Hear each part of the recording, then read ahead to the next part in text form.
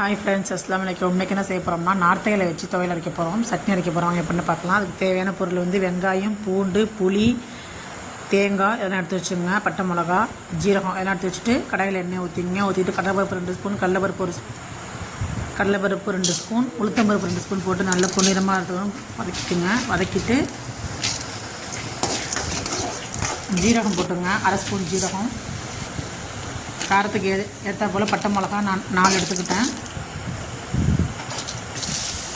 5 வச்சு வெங்காயம் 4 வெங்காயம் போட்டிருக்கேன். முழு பூண்டு தோல் உரிச்சு போட்டிருக்கேன். நார்த்தை இலை கிளீன் பண்ணி வச்சுருக்கோம்ல அதையும் போடுங்க.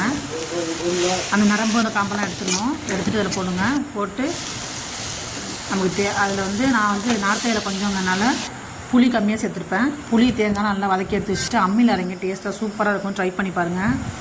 அம்மியில் பட்டு போல் அரைக்காமல் கரப்பாக அரைச்சி சாப்பிடுங்க. சூப்பராக இருக்குது. ட்ரை பண்ணி பார்த்து இந்த வீடியோ பிடிச்சிருந்தா லைக் பண்ணுங்கள், கமெண்ட் பண்ணுங்கள், ஷேர் பண்ணுங்கள், மறக்காமல் சப்ஸ்கிரைப் பண்ணுங்கள்.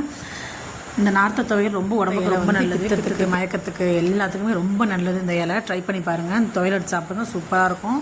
இட்லி தோசைக்கு சூப்பராக இருக்கும்.